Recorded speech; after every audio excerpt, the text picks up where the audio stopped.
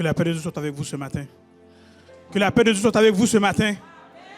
Les gens qui sont venus rencontrer Jésus-Christ, le Sauveur, celui qui bénit, celui qui aide, celui qui sauve. Est-ce que ce matin, on peut dire ensemble, béni soit l'Éternel? Est-ce qu'on peut dire ensemble avec conviction, béni soit l'Éternel? Je veux des gens plus convaincus que cela. Ceux qui sont reconnaissants que le Seigneur a fait de grandes choses dans leur vie et que si ce matin, ils peuvent être debout, avoir ce souffle, avoir l'opportunité de l'adorer ce matin, c'est une joie et une paix. Est-ce qu'on peut dire ensemble, béni soit l'Éternel ce matin? Yes. Ce matin, nous sommes dans la joie lorsque on nous dit allons à la maison de l'Éternel. Car à la maison de l'Éternel se trouvent ces délices, où ce que dans un premier temps, je veux remercier l'équipe de louanges, les musiciens, d'avoir mis ce temps à part pour que nous puissions avoir cette louange, cette adoration à notre Dieu, où ce qu'on a réellement senti sa présence. Qui a senti sa présence ce matin? Amen.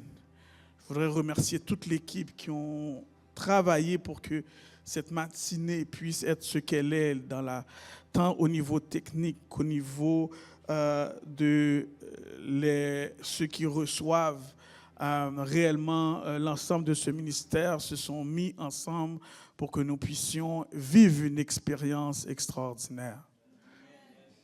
Ce matin, avant de prêcher, tout d'abord, je voudrais vous dire que je ne suis pas ici seul. Je suis accompagné ce matin de ma douce moitié, ma femme, ainsi que mes 2 enfants. Est-ce que vous pouvez vous mettre debout pour que l'Assemblée puisse vous reconnaître? Amen. J'apporte également les salutations distinguées de l'Église de Dieu de Garizim, ainsi que l'administration dirigeante qui m'ont demandé d'une manière spéciale de saluer l'Assemblée de l'Église La Mission. Et également, sachant que vous êtes dans une période de transition, une période où une nouvelle saison s'adresse à cette Église, l'Église de Dieu de Garizim ne veut pas rester indifférent à cette nouvelle saison et ils veulent eux aussi, de la façon à eux, contribuer à cette nouvelle saison qui entre pour l'Église La Mission. Et c'est pour cela que ce matin, je veux prendre le temps de remettre une pierre dans l'édifice qui se bâtit. Je vais demander à Pasteur Bertoli de venir recevoir cela.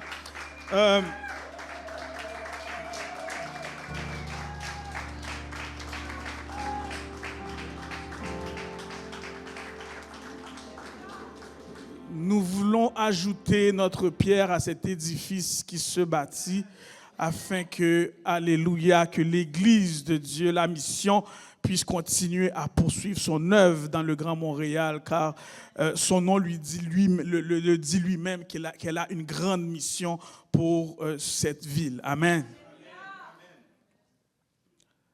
Ce matin, je voudrais remercier également de manière spéciale mon ami, ou encore une fois cette famille qui sont une famille amie dans le pasteur Bertoli et la sœur Cynthia. Que le Seigneur vous bénisse abondamment. Nous sommes réellement heureux d'être encore une fois en votre présence. Et je veux profiter de l'occasion de saluer tous mes amis, tant au niveau de la sonorisation multimédia. Tout le monde sait que c'est Mounpam. Je le dis en créole, mais tous ces gens-là, ce sont mes gens à moi. Et quand je viens ici, je suis traité aux petits soins. C'est pour cela que j'aime bien venir ici. Le Seigneur est fidèle. Amen. Amen, amen. Je n'ai pas beaucoup de temps, je ne veux pas prendre plus de temps. Je vais vous demander de vous mettre debout. Nous allons faire une courte lecture dans le livre de Néhémie, chapitre 1er. duquel découlera la méditation de ce jour. Néhémie chapitre 1er. Au mois de Nissan, la 20e année du roi Artaxerxès, donnez-moi juste un instant. Comme le vin était devant lui, je pris le vin et j'offris au roi. Donnez-moi juste un instant. Excusez-moi, j'étais dans le numéro 2. Parole de Néhémie. Là, je suis au bon endroit. Parole de Néhémie, fils d'Akalia. Au mois de Kisle, la 20e année, comme j'étais à Suse, dans la capitale, Anani, l'un de mes frères et quelques hommes arrivèrent de Juda. Je les questionnai au sujet des Juifs réchappés qui étaient restés de la captivité et au sujet de Jérusalem. Ils me répondirent, ceux qui sont restés de la captivité sont là dans la province, au comble du malheur et de l'opprobre. Les murailles de Jérusalem sont en ruine et ses portes sont consumées par le feu. Lorsque j'entendis ces choses, je m'assis, je pleurai et je fus plusieurs jours dans la désolation. Je jeûnai et je prierai devant le Dieu des cieux et je dis, ô Éternel, Dieu des cieux, Dieu grand et redoutable, toi qui gardes ton alliance et qui fais miséricorde à ceux qui t'aiment et qui observent tes commandements, que ton oreille soit attentive et que tes yeux soient ouverts. Écoute la prière de ton serviteur, que ton serviteur t'adresse en ce moment, jour et nuit, pour tes serviteurs, les enfants d'Israël, en confessant les péchés des enfants d'Israël, nos péchés contre toi, car moi et la maison de mon père, nous avons péché. Nous t'avons offensé et nous n'avons point observé les commandements, les lois et les ordonnances que tu prescris à Moïse, ton serviteur. Mais souviens-toi également de cette parole que tu donnas ordre à Moïse, ton serviteur, de prononcer. Lorsque vous pécherez, je vous disperserai parmi les peuples. Mais si vous revenez à moi et si vous observez mes commandements et les mettez en pratique, alors quand vous serez exilés à l'extrémité du ciel, de là je vous rassemblerai et je vous ramènerai dans le lieu que j'ai choisi pour y faire résider mon nom.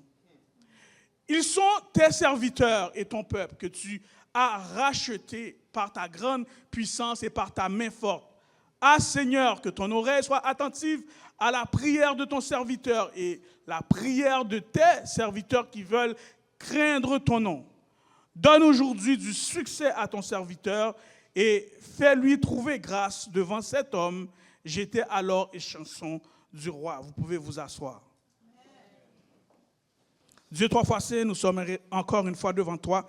Seigneur, nous allons parler en ton nom, Seigneur, et en ce moment, nous voulons que tu puisses nous dépouiller et retirer tout ce qui est de la chair. Et nous aurions aimé que tu sois celui qui parle, car je ne connais l'ensemble des besoins de chaque personne, mais toi qui connais ses besoins, nous voulons que tu puisses adresser une parole à chaque personne qui sont venus te rencontrer ce matin. Et je veux être simplement celui qui ouvre la bouche et à travers qui tu parles, afin que ton nom puisse être proclamé, ta louange puisse être proclamée et que ton nom puisse apporter les changements qui doivent être apportés. Dans le nom de Jésus qu'on te prie, Amen.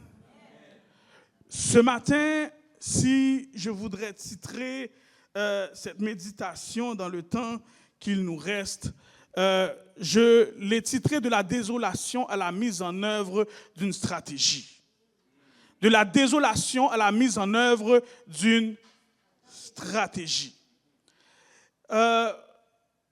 S'il y a un verset ce matin que je voudrais surtout m'attarder, c'est celui du verset 4 qui dit « Lorsque j'entendis ces choses, je m'assis, je pleurai et je fus plusieurs jours dans la désolation. » Et de là vient de la désolation à une stratégie. Je jeûnai et je priai devant le Dieu des cieux.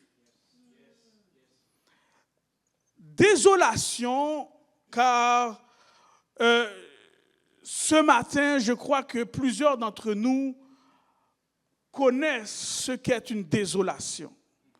Car la désolation vient de la déception, de certaines attentes ou de certaines choses que nous avions espérées et qui soit n'arrivent pas, ou soit que nous avions eu et qui a été perdu ou dérobé bien des fois par l'ennemi de nos âmes. Désolation parce que nous sommes désolés et nous aurions aimé que les choses se passent d'une façon différente. Mais je veux dire également ce matin que certaines fois, c'est dans la désolation que le Seigneur nous trouve pour nous parler. Car la désolation est parfois un moment de pause. La désolation est parfois un moment où nous nous arrêtons. Parce que dans la désolation, bien souvent, nous sommes désolés parce que nous n'avons pas encore la stratégie. Car si nous avions déjà la stratégie, nous ne serions pas désolés parce que nous savons déjà comment réparer. Si ma feuille tomberait à terre, je ne serais pas désolé parce que je sais comment la ramasser et la remettre à sa place. Mais je deviens désolé lorsque il y a une partie de ce que je suis en train de faire dont je perds contrôle et que je n'ai pas les moyens dans l'immédiat de le réparer. C'est-à-dire que présentement, si les gars du son couperaient mon son, je serais désolé.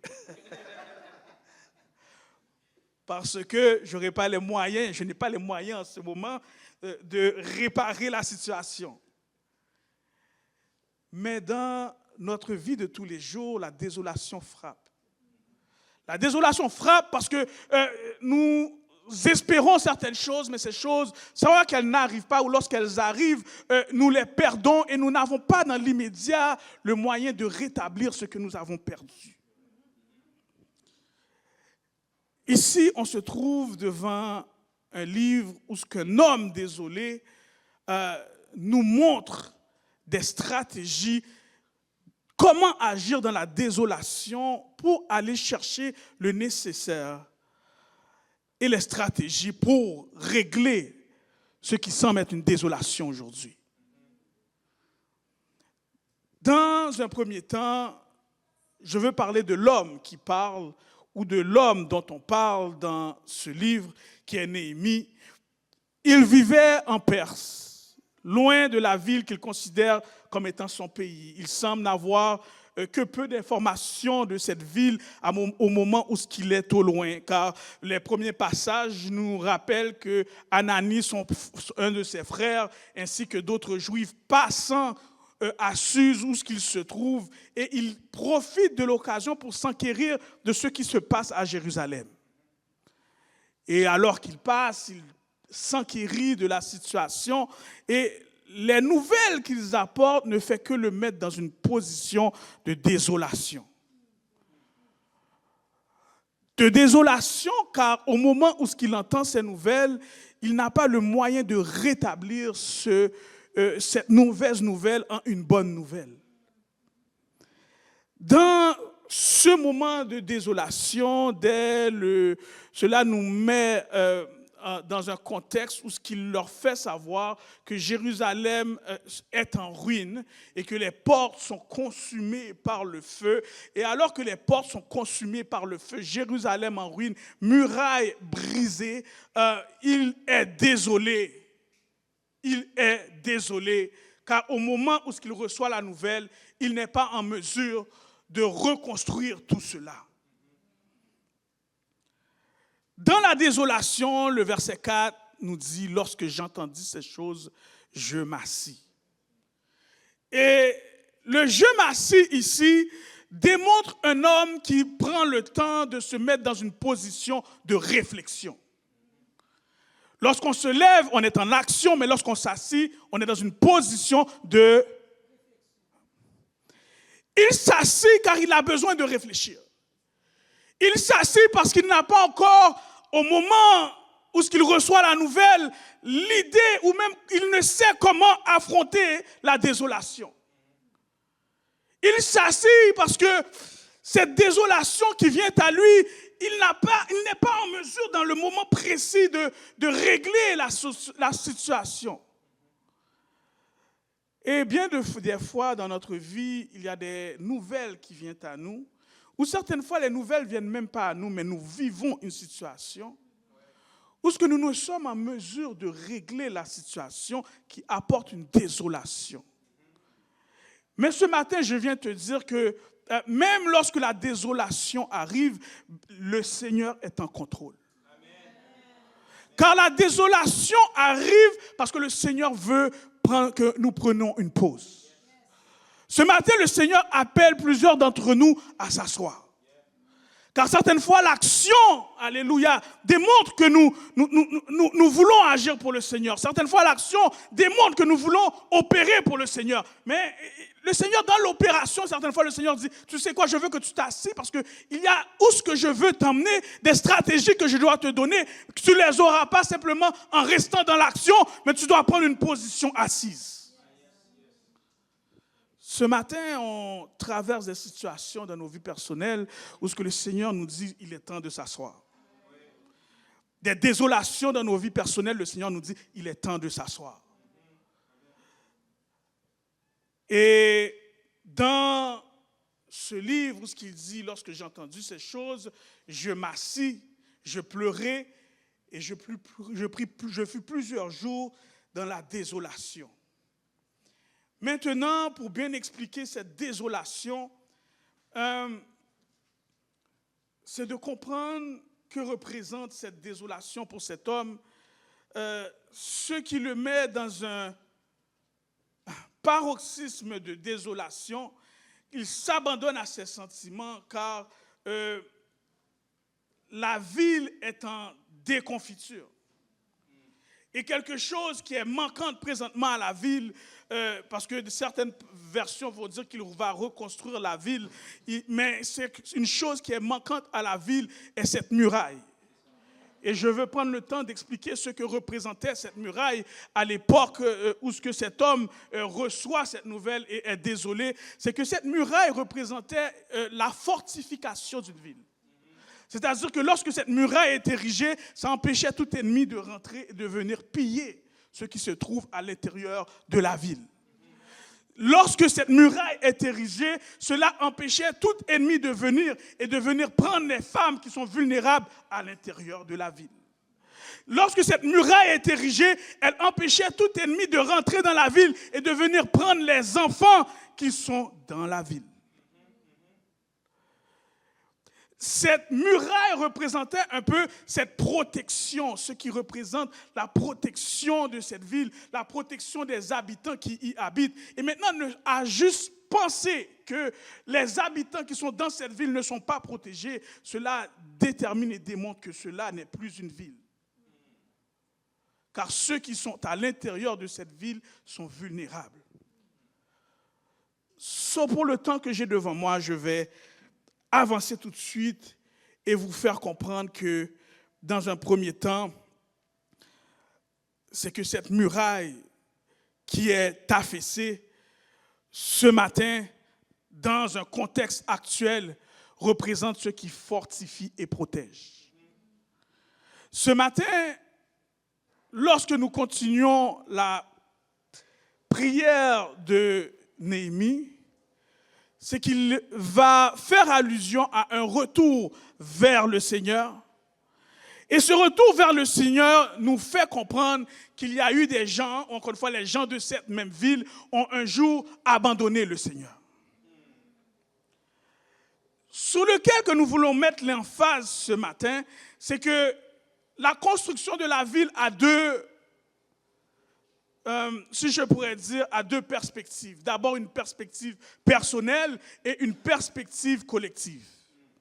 Et je veux d'abord rentrer dans la perspective personnelle avant de rentrer dans la perspective collective. La première perspective dans laquelle que je veux rentrer, c'est que ce matin, de la même manière qu'il énonce qu'il veut un retour du peuple vers Dieu, mais cette muraille qui est tombée représente le nombre de fois que nous, qui sommes à l'intérieur de l'Église, avons baissé la garde et que nous sommes dans une position où ce que les murailles de notre vie ne sont pas érigées. Au moment où ce que les murailles de notre vie ne sont pas érigées, c'est à ce moment-ci que l'ennemi trouve place et vient créer la discorde dans nos foyers. C'est à ce moment-ci que l'ennemi prend place et vient faire en sorte que nos enfants ne sont plus sous la protection divine. C'est à ce moment-ci que l'ennemi prend place et fait en sorte, oh le Seigneur, que lorsque nous voulons chercher la face du Seigneur, toutes sortes de problèmes s'érigent et fait en sorte que nous sommes découragés à nous mener vers la dépression et qui fait en sorte que nous ne croyons plus que le Seigneur peut opérer dans la situation. Lorsque l'ennemi prend place dans la ville, c'est parce que nous n'avons perdu cette protection divine que le Seigneur érige dans la vie de chacun de nous ce matin. Nos vies ont une muraille érigée. Et je veux vous dire ce matin que cette muraille est le Seigneur Jésus-Christ. Il est le Sauveur, celui qui protège, celui qui permet que lorsque l'ennemi est à la porte, vous n'avez pas peur parce que la muraille vous protège. Celui qui permet que même lorsque vous regardez en avant, vous n'avez pas peur de l'arrière parce que la muraille vous protège. Celui qui permet que lorsque dans la ville, vous vous promenez dans la ville, il se passe des situations, vous avez le temps et vous prenez soin de les régler car vous n'avez pas crainte que l'ennemi puisse vous surprendre. Cela implique qu'il y a un Dieu qui érige une muraille dans nos vies. Il y a une muraille érigée par ce Dieu tout-puissant. Et ici, la première muraille qui est tombée, c'est la muraille personnelle, la muraille spirituelle. C'est-à-dire cette muraille, ce Dieu qui les protégeait. Et maintenant, je vais vous faire comprendre que la muraille de la ville qui tombe n'est qu'une conséquence de la muraille personnelle qui est déjà tombée. C'est qu'avant que la muraille de la ville tombe, la muraille personnelle était tombée. Et c'est pour cela qu'il va parler d'un retour. Il va dire, mais si maintenant, comme tu as dit à ton serviteur Moïse, si jamais nous avons abandonné, si jamais nous voulons nous remettre et nous unir à nouveau, si nous voulons retourner à ce premier amour, Seigneur, nous voulons retourner à ce premier amour. Et ce Seigneur qui est compatissant fera en sorte que cette muraille que vous avez laissée tomber, le Seigneur est prêt à la rebâtir. La muraille de votre vie qui est déjà tombée, le Seigneur est prêt à la rebâtir en ce moment. La muraille qui fait en sorte que vous vous sentez en dépression, vous vous sentez sans défense. La muraille, cette muraille, le Seigneur est prêt à la rebâtir dans votre vie. Le Seigneur est votre forteresse. Le Seigneur est votre appui. Le Seigneur est celui qui vous soutient dans la détresse. Le Seigneur est celui qui vous protège lorsque l'ennemi tire des flèches contre vous. Le Seigneur est celui qui protège votre foyer, votre famille, vos enfants. Le Seigneur est celui qui érige cette muraille.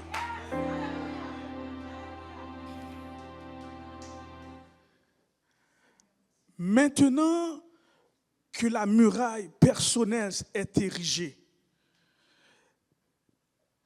le Seigneur fera en sorte que Néhémie passera au-delà de 3 mois dans la prière. Car on débute au chapitre 1er où on parle du mois de Kislev et au chapitre 2, on parle du mois de Nissan. Et ces 3 mois représentent un temps qu'il a mis à part où il était assis. Ce matin, le Seigneur veut rebâtir une muraille de votre vie d'abord. Mais ça prend une pause. Le Seigneur vous dit, ça prend une pause. Assis pour le consulter, assis pour prier. Il dit, je priais et je jeûnais. Assis pour chercher la face de Dieu. Assis pour avoir une nouvelle stratégie. Assis parce que le Seigneur veut faire de nouvelles choses. Assis parce que le Seigneur veut établir une nouvelle saison. Assis parce que le Seigneur veut que les choses soient différentes. Assis parce que le Seigneur ne veut pas que vous refassiez les choses de la même façon que vous l'avez fait hier. Le temps me manque, mais assis parce qu'une nouvelle façon de faire, parce que la façon d'hier, l'ennemi la connaît déjà. Et si on continue à répéter les mêmes façons, l'ennemi va savoir où venir vous trouver. Mais il veut vous donner une stratégie que l'ennemi ne connaît pas encore, que l'ennemi n'a jamais vue encore. C'est pour cela qu'il dit, assis, je vais te la transmettre, cette nouvelle stratégie.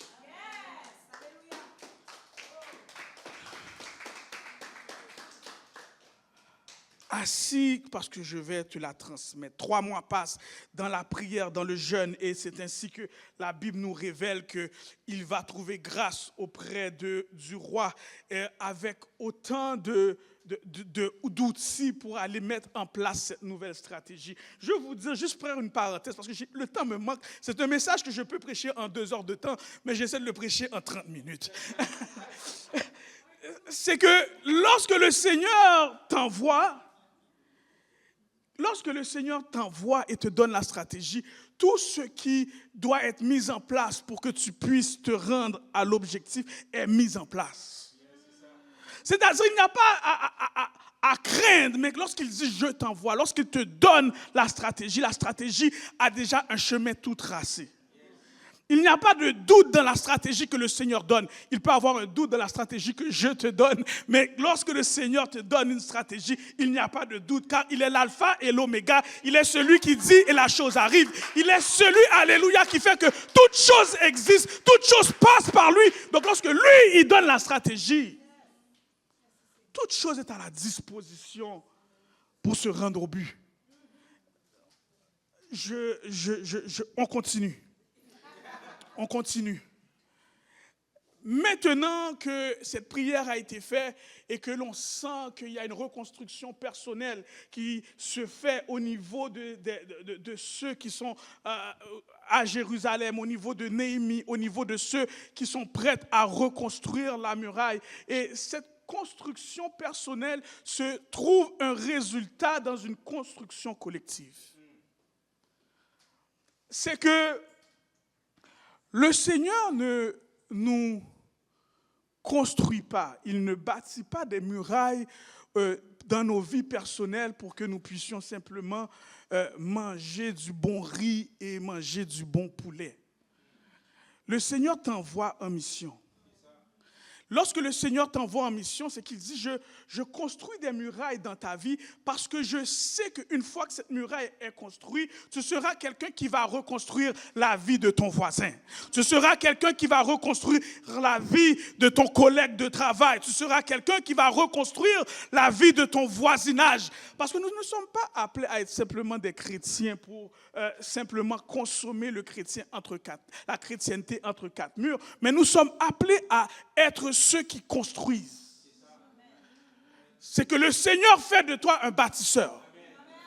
Pendant que lui, il construit les murailles de ta vie, il veut que toi, maintenant, tu ailles construire les murailles dans la vie de d'autres personnes. Tu ailles participer à la construction de murailles dans la vie de d'autres personnes. Combien de personnes autour de nous qui vivent dans la dépression, qui ne connaissent pas Jésus? Combien de personnes autour de nous qui vivent dans la maladie, dans le désespoir, pensant qu'après cette vie, il n'y a plus rien pour eux, alors qu'il y a un Jésus de Nazareth qui est mort pour leurs péchés et ressuscité et qui les attend, alléluia, pour pouvoir reconstruire leur vie. C'est pour ça que ce matin, le Seigneur veut parler à chacun d'entre nous. Et il dit, lorsque je reconstruis ta vie, je reconstruis la muraille de ta vie, c'est parce que je veux que tu ailles aider à reconstruire la muraille de la vie de ton voisinage, la muraille de la vie de ton collègue de travail, la muraille de la vie dans ta famille, la muraille dans la vie de tous ceux qui t'entourent. Maintenant qu'il a construit cette muraille, après avoir passé des jours dans la prière, il se rend à Jérusalem, où ce que Jésus, ou encore une fois l'Éternel, a tracé un chemin où ce que même les oppositions viendront. Il n'y a pas d'opposition dont Néhémie aura peur parce que le Seigneur l'envoie. Lorsque le Seigneur t'envoie, il n'y a pas d'opposition qui te fera peur. Mais je veux te dire que les oppositions viendront. Oui. Mais comment que l'opposition peut te faire peur lorsque c'est le Seigneur qui t'envoie? Le Seigneur l'envoie, donc les oppositions viendront, mais ce n'est pas grave qu'ils viennent parce que celui qui m'envoie est le Dieu des cieux. Maintenant, lorsque le Dieu des cieux t'envoie, il t'envoie avec toutes les munitions. Et même si l'opposition vient, je n'ai pas peur de l'opposition, car le Dieu des cieux qui m'envoie a déjà pourvu pour que je puisse établir ce que je dois établir. Il arrive en Jérusalem et maintenant il retrouve plusieurs gens qui eux-mêmes ont reconstruit leur vie, reconstruit la muraille de leur vie et se mettent d'accord pour reconstruire une muraille maintenant pour protéger la ville. Maintenant, c'est là que personnel se transpose dans la collectivité, car ils comprennent qu'une fois que la muraille de leur vie est reconstruite, il est nécessaire maintenant de reconstruire la muraille de la ville de Jérusalem. Ceux qui habitent en Jérusalem sont tous des gens dont la muraille de leur vie doit être reconstruite. Et la construction de cette Jérusalem, ou la muraille de cette Jérusalem, n'est que un témoignage de la reconstruction de leur vie personnelle. Maintenant, c'est là que j'arrive. C'est qu'un peuple sauvé, un peuple que le Seigneur a reconstruit, un peuple dont la muraille dans leur vie est reconstruite, pense déjà à savoir comment ils vont reconstruire la vie de d'autres personnes.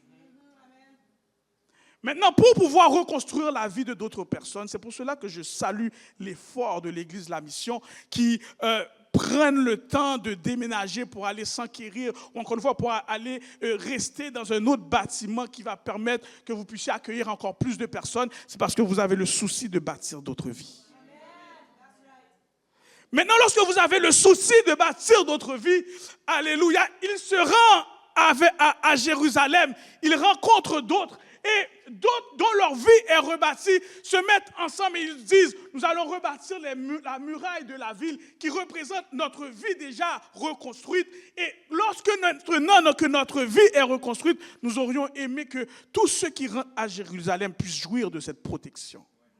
Et c'est là que la reconstruction personnelle vient à découler sur une reconstruction collective. C'est pour cela que le Seigneur, ce matin, invite l'Église La Mission à continuer dans ce chemin que je considère qui est un chemin de construction, où ce que vous voulez trouver un endroit où ce que vous voulez adorer le Seigneur, pouvoir recevoir des vies qui doivent être reconstruites, pouvoir recevoir vos voisins, pouvoir recevoir vos collègues de travail, parce que la ville doit être reconstruite. Et la reconstruction de la ville passe par l'Église. Je ne suis pas le seul à constater comment qu'il y a un désarroi et réellement une tristesse autour de nous. Les repères sont perdus, les gens ne savent plus vers qui se tourner. Mais je veux dire que ce matin, que l'Église de Jésus-Christ est toujours debout. C'est pour cela que la mission, telle que dit son nom, a la mission de permettre que ces gens perdus puissent entrer et être reconstruits. Avoir des murailles, la muraille de leur vie reconstruite. Mais maintenant, pour que cela puisse se faire, je voudrais qu'on puisse, je n'aurai pas le temps est arrivé malheureusement, mais je vous conduis directement au chapitre 3, que je vous invite à lire dans vos lectures personnelles. C'est qu'il y a plusieurs gens qui se leva. Et cela commença par le souverain sacrificateur, se leva avec ses frères, les sacrificateurs, et ils bâtirent la porte des brebis. Ensuite, cela continue, ils la consacrèrent et ils posèrent les bâtons. Cela continue et dit, à côté d'Éliaskib, bâtirent les hommes de Jéricho. À côté de lui, bâtit aussi Zakur, fils d'Imri. Les fils de Séna bâtirent la porte des poissons. Ils la couvrirent et en posèrent les bâtons, les verrous et les barres. Vous pouvez lire ce passage dans un moment personnel, mais je vais simplement vous faire comprendre ce que la Bible nous communique à travers ce passage. C'est que des gens reconstruits se mettent ensemble pour bâtir quelque chose. C'est que chaque nom qui est cité ici, il est cité parce qu'il apporte quelque chose dans la construction qui est en train d'être érigée. C'est que chaque nom qui est cité, ils apportent à leur façon à eux quelque chose. C'est que si ce n'est pas la porte, ça sera la muraille. Si ce n'est pas la muraille, ça sera les bâtons. Ce que j'essaie de dire, c'est que chaque personne ici présente ce matin a une pierre à apporter dans l'avenir de la mission.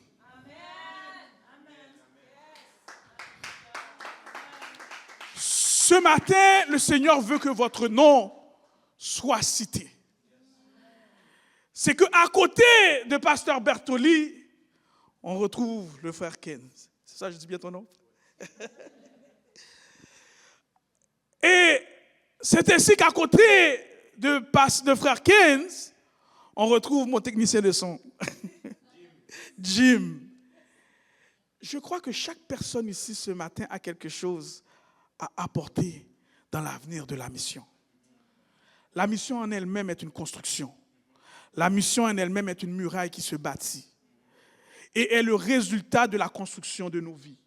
Maintenant, si la muraille de nos vies est construite, si le Jésus-Christ et l'amour, qui est amour, a accepté de venir sur cette terre, mourir et ressusciter pour que je puisse être sauvé, pour que ma vie puisse être reconstruite, devant ma désolation, il a pourvu des solutions. Ce matin, il m'appelle à continuer à construire pour son Église. Amen. Ce matin, le Seigneur vous dit de la désolation, il apporte une stratégie. La première stratégie qu'il a apportée, c'est dans la désolation personnelle.